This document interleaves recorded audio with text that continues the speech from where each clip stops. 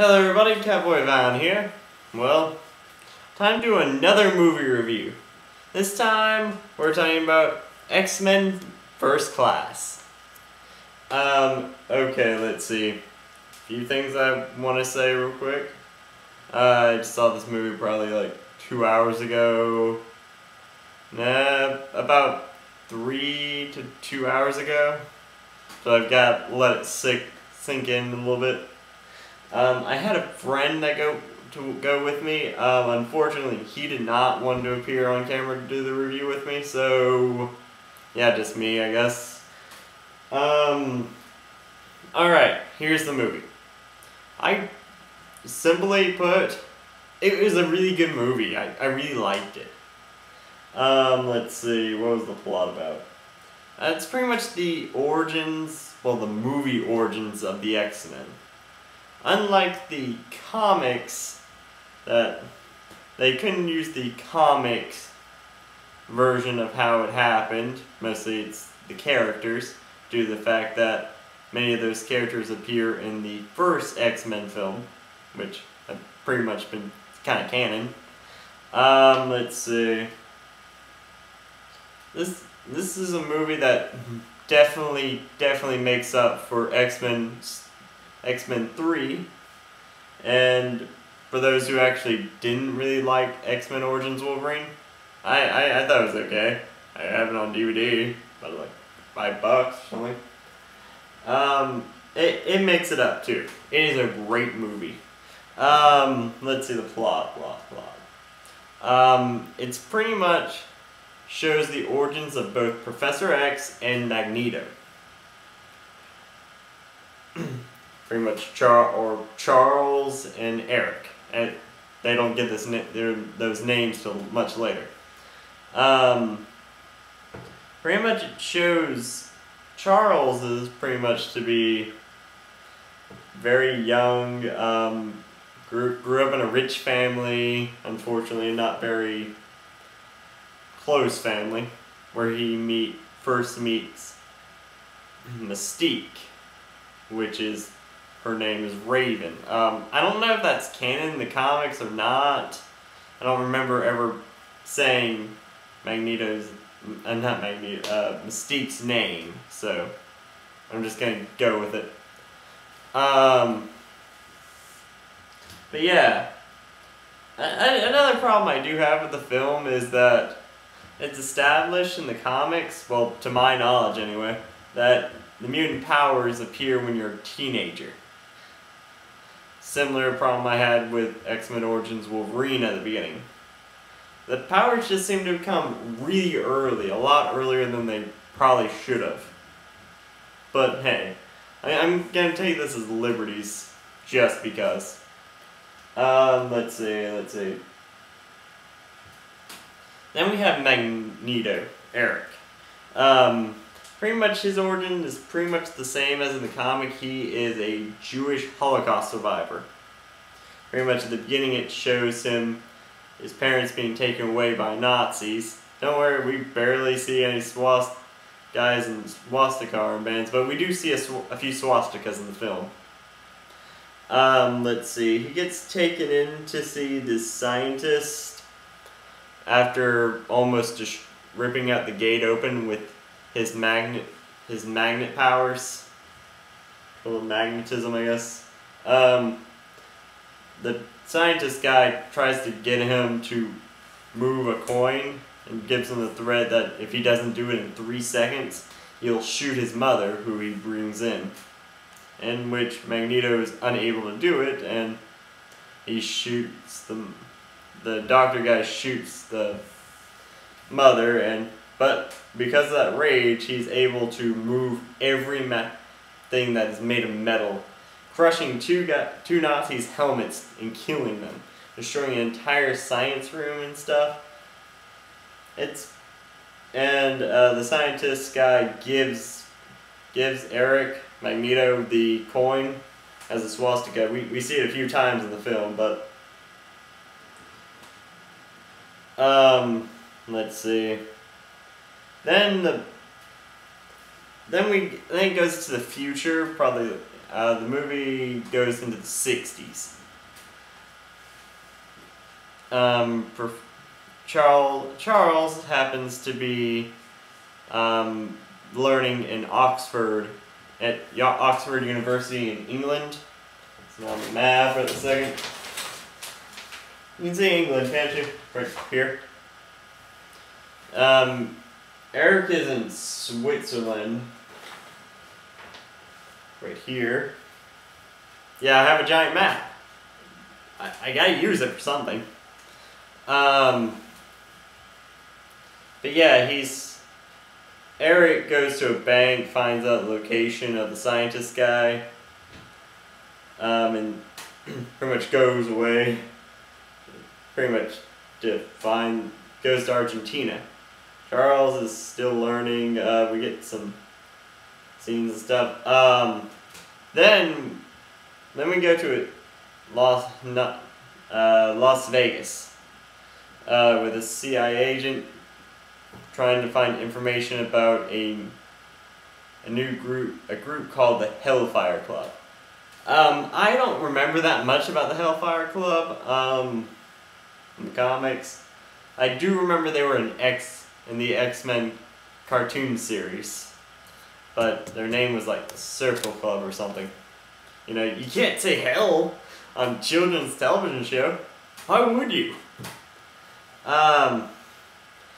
But yeah, there's only like 4 members of the Hellfire Club. They only give names to like 3 of them. The other guy I just call Whirlwind because that's his power. But yeah, the Hellfire Club is made up of the scientist guy who changes his name. It was only 2 hours ago and I can't remember the guy's name. Come to me later, I bet. 2 hours of playing video games, I guess, makes you forget. But yeah, after we have Emma Frost, who is exactly like how she was introduced in the comic. Not very useful in the sense. And Azul, I think that's what his name was. He was pretty much, think of Nightcrawler, but swordsman abilities in red. Anyway, after that, eventually Charles helps the CIA find out where the Hellfire Club are. The Hellfire Club are helping the Soviet Union for some reason. Then after an assault on their giant ship thing, which fails, Charles meets Eric, who's been hunting down this German scientist guy, who's a mutant anarchist or something. Apparently he has the ability of absorbing energy and stuff. It was actually kind of cool, but after seeing the first scene of him as a scientist, I said, wow, I didn't see that coming. Let's see.